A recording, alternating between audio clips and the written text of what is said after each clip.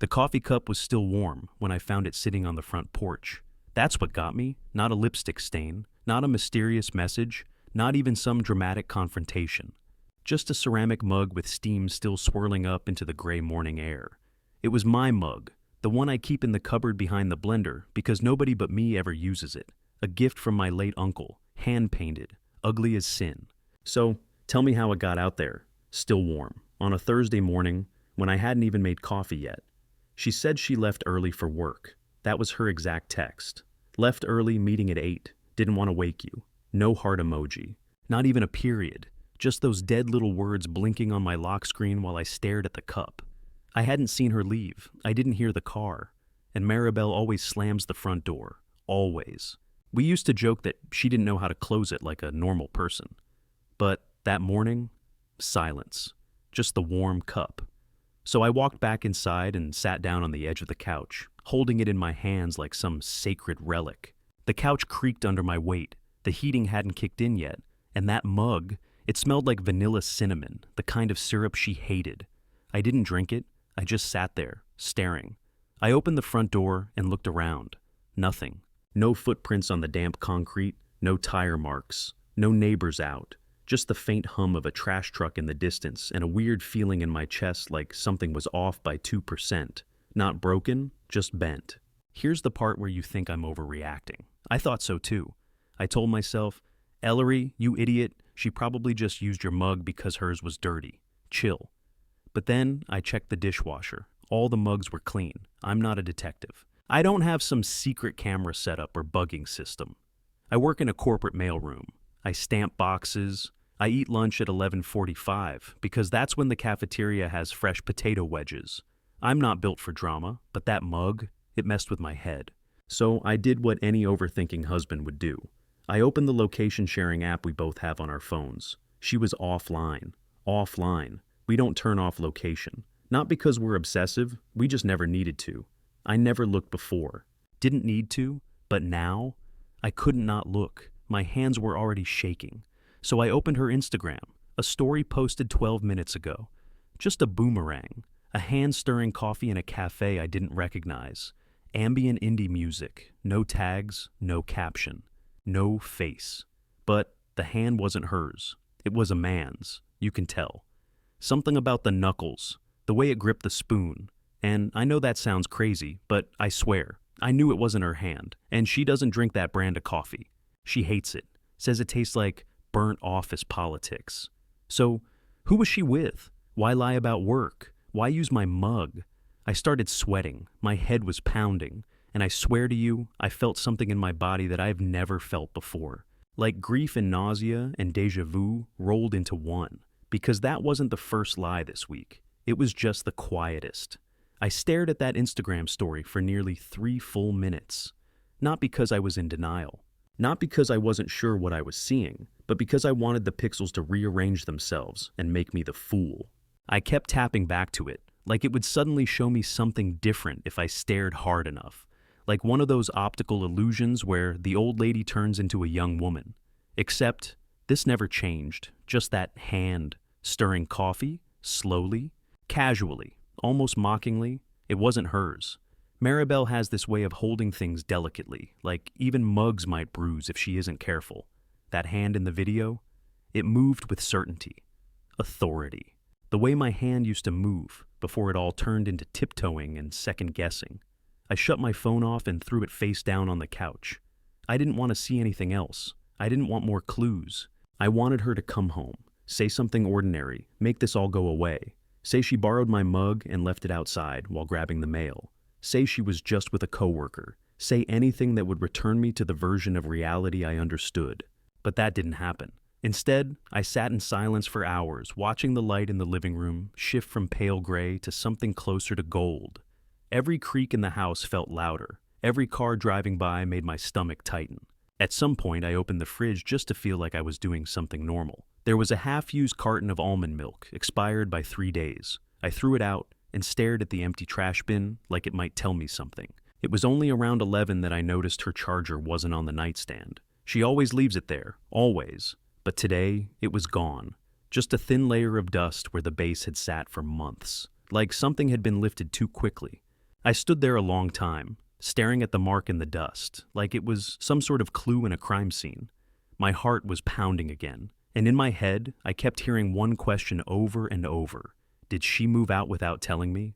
That's where my brain went, not to affairs or cheating or even betrayal, just removal, quiet, careful, sterile removal. Like she was backing out of my life one object at a time. Maybe that's why the mug was out there. She was staging her disappearance to feel casual. But if that was the case, why leave the mug? Why anything? I couldn't shake the feeling that I wasn't in my own house anymore, that someone had edited the edges of my life, changed the angles just enough to make it feel unfamiliar, like a dream where everything looks almost right, but not quite. At 12:14 p.m., I cracked.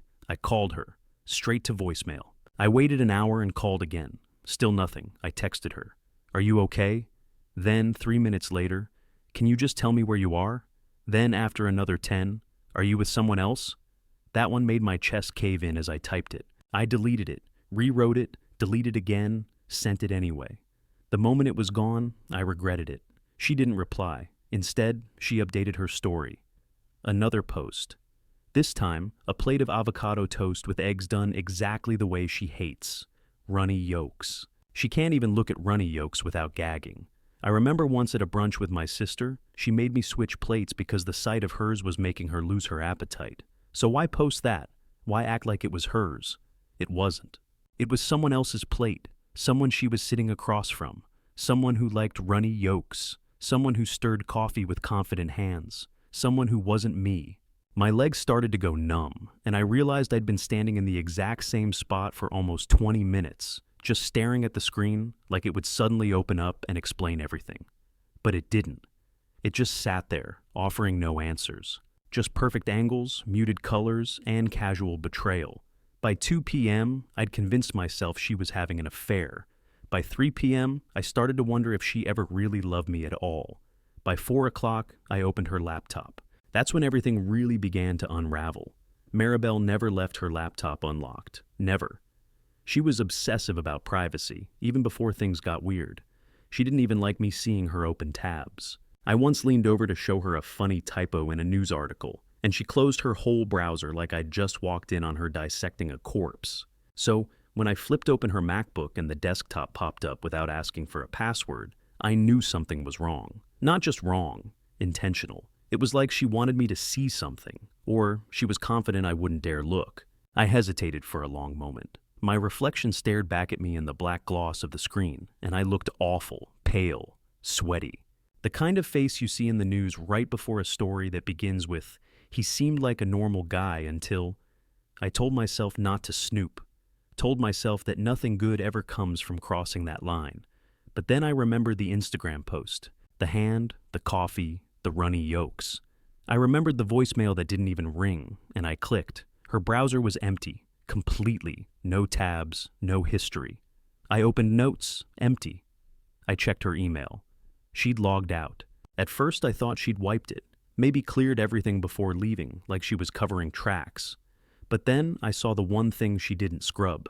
Her downloads folder. Inside were dozens of PDFs, most of them boring work documents. Internal budgets, client briefs, meeting agendas. I was about to close it when I saw a file that didn't match the others. It was named Packing List Final.pdf.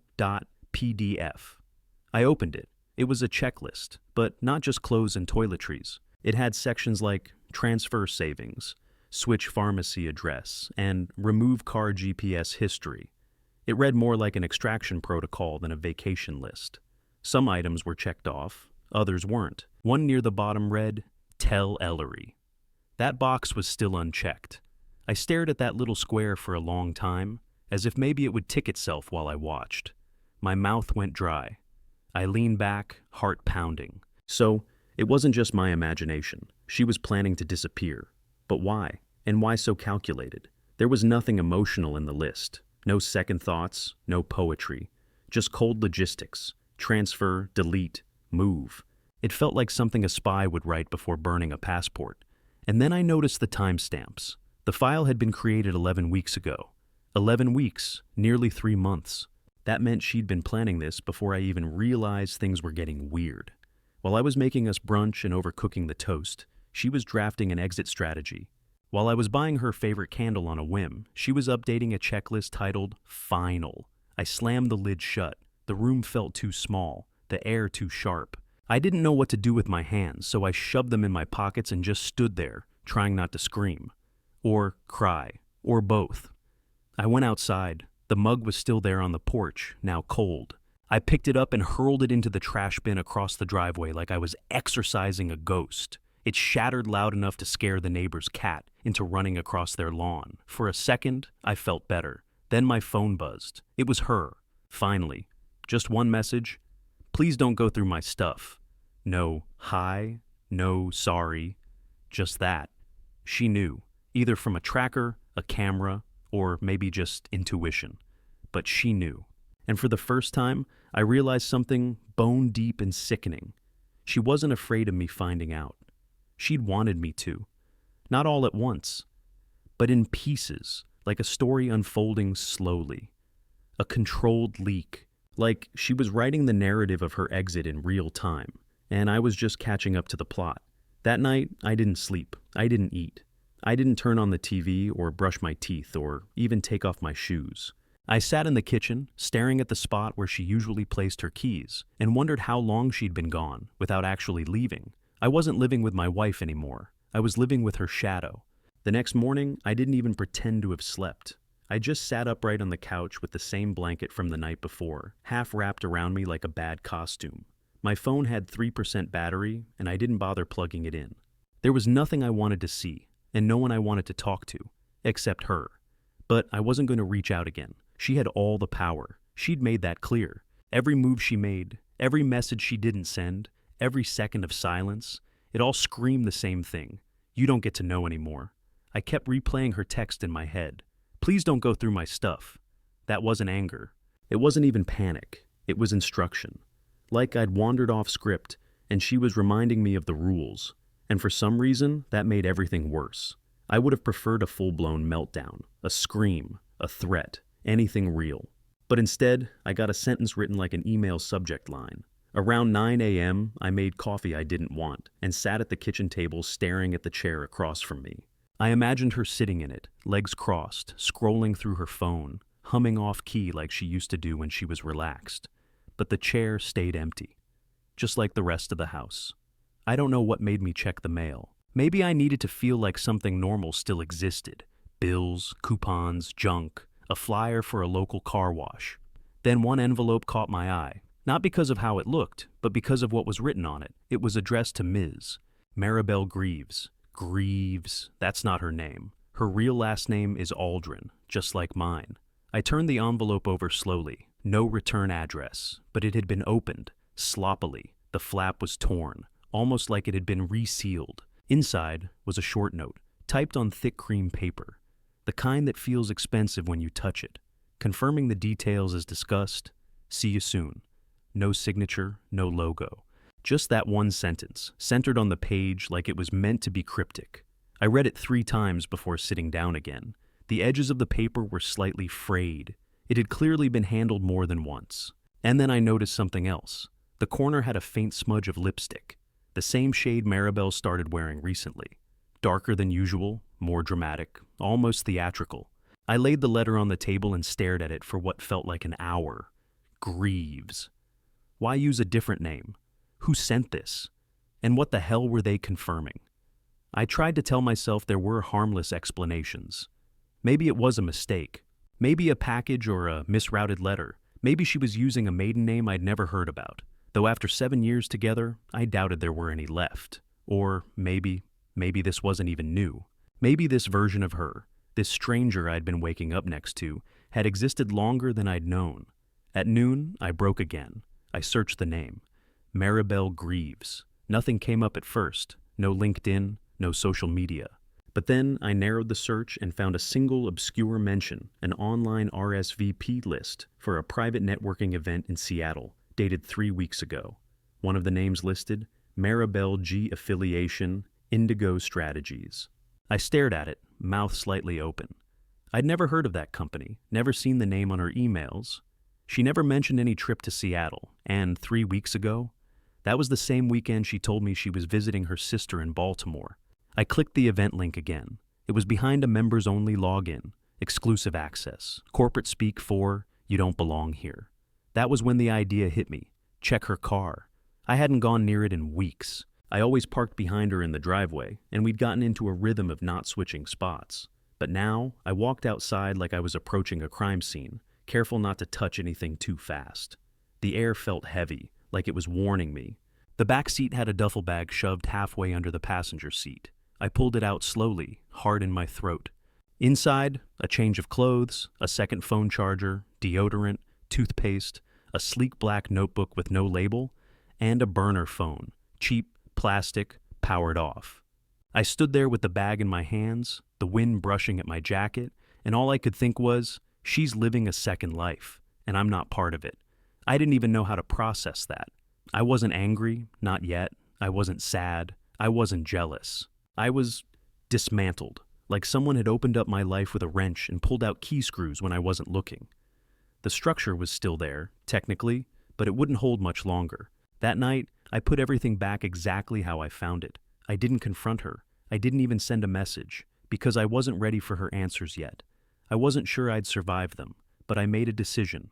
I was going to follow her, not to catch her, not to make a scene, but because I needed to see it with my own eyes, needed to know where she went, who she became when I wasn't looking, and why she chose to disappear while still technically living in my home. She came back late that night, said nothing, kissed me on the forehead without eye contact, walked into the bathroom, shut the door, and ran the shower for 30 minutes. I lay in bed, eyes open, already planning the next morning. The next morning, I was awake before the sun even threatened the horizon. I didn't need an alarm anymore. My anxiety had its own internal clock. I got dressed in silence, slipping into the kind of clothes that wouldn't draw attention. Neutral, forgettable, not quite gym wear, not quite office wear. The kind of outfit you wear when you plan on disappearing into the background. I made sure my car keys were muted with tape so they wouldn't jingle. My breath fogged slightly on the windshield as I waited in the driveway, lights off, engine idling just enough to keep me warm. Maribel stepped out of the house at 7:12 a.m., not late, not early, like clockwork. I didn't make a sound. She didn't look back. She got into her car like she was starring in a scene she'd rehearsed and pulled out of the driveway without hesitation. I gave her a full 2 blocks before I started following. I expected her to go downtown. Maybe to her office building, the one she'd complained about every week for the past year. But she didn't. She merged onto the expressway heading east toward the city edge. The morning traffic was light, but I still kept my distance. She didn't drive like someone on autopilot. She checked her mirrors, stayed under the limit, signaled properly. She was being careful. Too careful. After 20 minutes, she pulled off at an exit I didn't recognize and drove into a part of the city I'd only passed through on the way to somewhere else. Warehouses, empty lots. A few glass office buildings that looked too polished for the surrounding decay. She turned into an underground parking structure beneath a building with tinted windows and no signage. I didn't follow her in. I parked 2 blocks away and walked the rest of the way, keeping my head down. I timed the walk so I'd reach the sidewalk just as she was coming up the steps to the lobby. That's when I saw it. She was holding a red umbrella. There was no rain. Not a single drop in the air. The skies were dry, even dusty, but she was clutching it like it was a necessity. That umbrella was new. I would have noticed it. It was bright, a color she never wore. Maribel hated red, called it loud and exhausting, but she held it now like it was a badge. And then something stranger happened. As she reached the door, a man walked out. Dark jacket, slick haircut, phone in hand. He saw her, paused, smiled in recognition, and raised his hand briefly, not in greeting, but in signal. She closed the umbrella instantly, nodded, and followed him back inside without a word. That was it. No kiss, no touch, no dramatic embrace. But it was intimate in a different way. Familiar, routine. They didn't need to speak. They had done this before, and it wasn't just a one-off. There was a rhythm to it, a trust. That red umbrella. It wasn't for the weather. It was a signal. Something meant to tell him, I'm here. It's safe. I didn't move. I stood half hidden behind a concrete support beam for nearly 10 minutes, waiting to see if they'd come back out. They didn't. The door closed and stayed closed. For the next hour, I watched people come and go. Office workers, couriers. No one else carried red. No one else seemed to acknowledge the man. I kept replaying the umbrella moment over and over. Something about the precision of it made me feel like I was watching a play, like they were running a script they'd perfected, like this building wasn't just a workplace. It was the place where her other life lived. Eventually, I walked back to my car. My legs felt like rubber. I sat in the driver's seat and stared at my reflection in the rearview mirror, asking myself questions I didn't want the answers to. What was she doing in there? Who was that man? What did she tell him about me? I didn't go home right away. I couldn't. My house didn't feel like mine anymore. I parked at a public park and watched squirrels dig holes in the frozen grass. I must have sat there for hours, phone dead, thoughts louder than traffic. Everything felt contaminated now. Her voice, her routines, even the way she stirred her tea. Was it ever real? Or had she been practicing this version of herself for longer than I could imagine? When I finally got home, the house smelled like her again. She'd left a candle burning, one of the expensive ones, with the wood wick that crackled like a fireplace. It was something she only did when she was expecting company, but there was no one there, just a trace of perfume in the air, a half-full wine glass on the counter, her laptop gone from the table. I walked into the bathroom and noticed something else. Her toothbrush was gone, just hers. Mine was still there, dry and unused, but hers was missing from the ceramic holder. And the drawer that held her moisturizer, her floss, her little jade roller, that drawer was empty now. She had taken the final step, and I hadn't even heard the door close. I didn't sleep that night. I didn't try to. Instead, I walked through the house like a tenant who'd overstayed a lease, opening drawers and closets like they might whisper a confession. Most of her things were still here, clothes, shoes, scarves she never wore. But the personal things, the quiet things, the things that meant something, gone, not all at once, removed gradually, strategically. I kept opening spaces that should have felt familiar, and all I saw were absences I hadn't noticed forming. By 4 a.m., I was sitting on the floor of our closet, surrounded by a mess I'd made. I'd torn through her side of it, looking for something, anything she might have missed, a receipt, a photo, a scribbled note, but it was too clean, sterile, like she'd wiped her presence from the fabric of our home without even disturbing the dust. That's when I saw the shoebox. It was tucked behind a stack of winter sweaters I never wear. It wasn't hidden exactly, just buried. I pulled it out and stared at the lid for a long time before opening it, because some part of me already knew whatever was inside wasn't meant for me. The box was full of photographs, loose prints, dozens of them. Some I recognized, vacations, dinners, that trip we took to Vermont where the leaves looked like a painting. But the deeper I went, the less familiar they became. They were still her, still Maribel. Same face, same smile. But I wasn't in them. And they weren't old photos. I could tell by her hair, the clothes. These were recent, within the last year, maybe even the last few months. She was with people I'd never seen before, smiling in unfamiliar places. A cabin in the woods, a rooftop bar, a hotel hallway with floral wallpaper. She looked relaxed, radiant. Not like the distant, closed-off version I'd been living with. She looked alive. And in several of the photos, there was a man, not the one from the umbrella. Someone else. Tall, scruffy, a little older than us, always blurry in the background or turned slightly away. But present. Always there.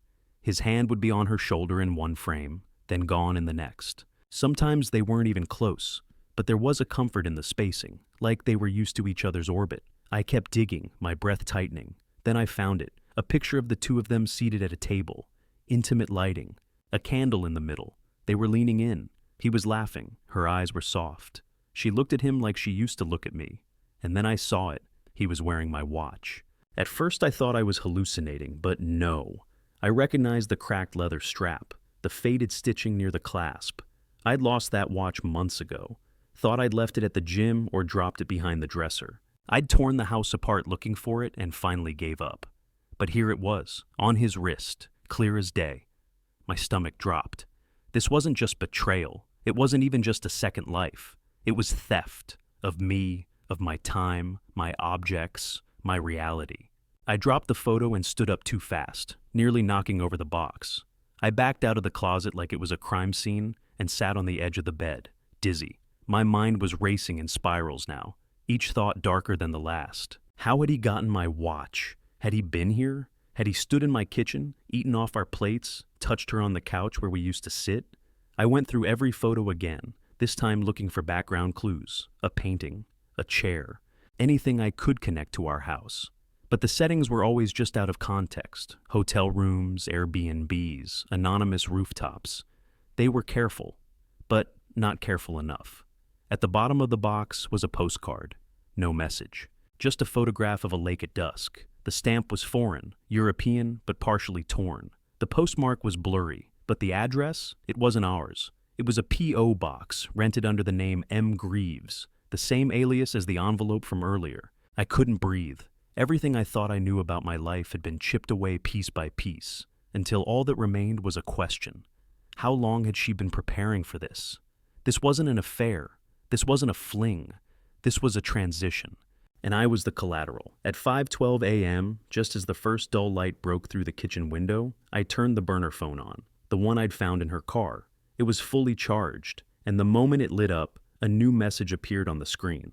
Change of plan. Use west entrance. Do not bring him. I stared at the message on the burner phone for a long time before I even processed what it meant. Change of plan. Use west entrance. Do not bring him. It wasn't just the words, it was the assumption behind them, that he was part of the plan, that I wasn't, that somewhere, right now, decisions were being made with codes and quiet movements, and I was the variable being managed, like I was the liability that couldn't be allowed near whatever was happening next. I tried to think rationally, but I was too far gone for that now. Sleep-deprived, underslept, hollowed out by the weight of everything I'd discovered in the last 48 hours. And now, someone was giving her instructions. Or maybe she was the one giving them, and this message had just landed on the wrong phone. Either way, it meant something was still in motion, and they thought I wouldn't know.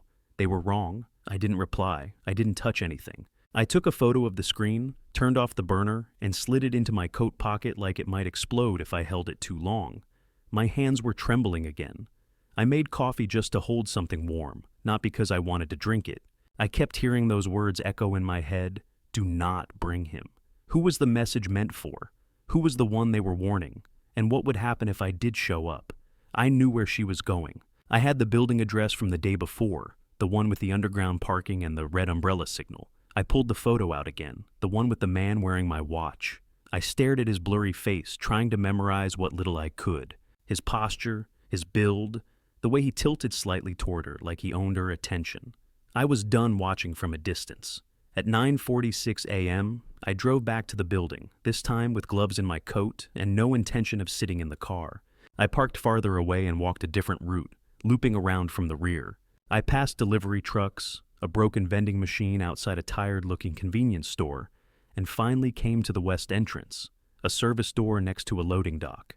It didn't look like much, just a gray steel panel with a buzzer, but someone had scuffed an arrow into the concrete beneath it, pointing to the corner where the wall met the trash bins. I crouched there, waiting, pretending to tie my shoe. After a few minutes, a woman in a maintenance uniform walked out, holding a key card in one hand and a cigarette in the other. I stood quickly and followed her as casually as I could. "Hey, I think I dropped my wallet in there earlier. You mind if I said, gesturing vaguely inside. She looked me over once and shrugged. "Don't steal anything," she muttered, and let the door swing open behind her. I slipped in before it closed. The interior was a maze. Industrial walls, storage rooms, beige corridors humming with fluorescent lights. No signs, just silence, and the soft mechanical buzz of ventilation. I kept walking, trying not to look lost. Eventually I heard voices, muffled, serious. I followed the sound, heart hammering in my chest, until I reached a small hallway lined with frosted glass doors. One was cracked slightly open. Inside, I saw her. Maribel. She stood near a conference table, arms folded, her expression hard. Across from her was the man, not the umbrella guy, my watch guy. They were arguing, low, controlled, precise. I couldn't hear every word, but phrases leaked through. "It's not clean anymore. He found something. You were supposed to handle it. We stick to the exit plan." I froze. My legs felt like they were filled with static. I leaned closer, just enough to catch a glimpse of something on the table between them, a tablet with a document open. My name was on it, my full name, in bold. Before I could process it, the door creaked. She turned, Her eyes locked on mine. For a split second, neither of us moved. Her face didn't flash guilt or fear. It flashed something worse. Recognition. Not surprise, not panic, just inevitability. Like she'd been waiting for this exact moment. I turned and bolted. I don't remember how I made it out. I don't remember the stairs, the corridors, or the door slamming behind me. I only remember the sound of her voice, just once, behind me, quiet but sharp. "Ellery, stop." But I didn't stop. I drove aimlessly for almost an hour, hands white-knuckled on the wheel, mind running in loops. I didn't know who those people were. I didn't know what exit plan they were talking about. But I knew this. I was never supposed to be in that building. And now they knew I was. When I finally got back home, there was a small envelope stuck between the door and the frame. No name, no handwriting, just one item inside. My wedding ring. The one I hadn't worn in over a month. The one I thought I'd lost somewhere under the sink. But it was clean, polished, and warm. I stood there with the envelope in one hand, the wedding ring in the other, and something in me, finally, went quiet. Not numb, not broken, just still. For the first time in days, I wasn't chasing anymore. Not her, not answers, not even closure. I walked inside, placed the ring on the kitchen counter, and sat down at the table where this entire unraveling had started. Where I first noticed the silence, where I stared at a warm mug and thought it was a clue. Maybe it was, maybe it always had been. That night, I didn't check my phone. I didn't pace or pull apart drawers or obsess over photos. I opened a clean notebook and started writing. Not to her, not to the man with my watch, not to whatever weird, careful world they had built behind my back. I wrote to myself. For the first time in years. I wrote about the things I'd stopped doing. About how I used to play guitar, badly, and didn't care. How I used to take long walks with no destination, just to feel the weight of the air on my shoulders. How I used to draw in the margins of books I never finished. Somewhere along the way, I had shrunk, slowly, comfortably, until all that was left of me fit perfectly in the cracks between her life. I wrote until sunrise. Then I made coffee in my mug, the one she'd used without asking, the one that started it all. I sat on the porch, let the steam rise around my face, and watched the street come alive. By noon, I'd packed a bag. Nothing dramatic, just the essentials. I left the house as it was. I didn't leave a note. I didn't burn anything. I just walked away, calmly, quietly, completely. Not because I wanted revenge, not because I was defeated, but because it was over, truly over. Whatever chapter Maribel had written herself into, I wasn't a character in it anymore. Maybe I never really had been. In the weeks that followed, I moved into a small rental above a bookstore. No TV, just warm lighting and creaky floors, and a window that overlooked a bakery. The smell of fresh bread became the soundtrack of my mornings. I started journaling again, sketching.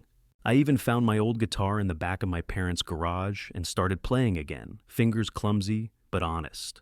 I found a therapist who didn't blink when I told her the whole story, start to finish. She said something I'll never forget. It's not that she left, it's that you stayed in a place that no longer recognized you.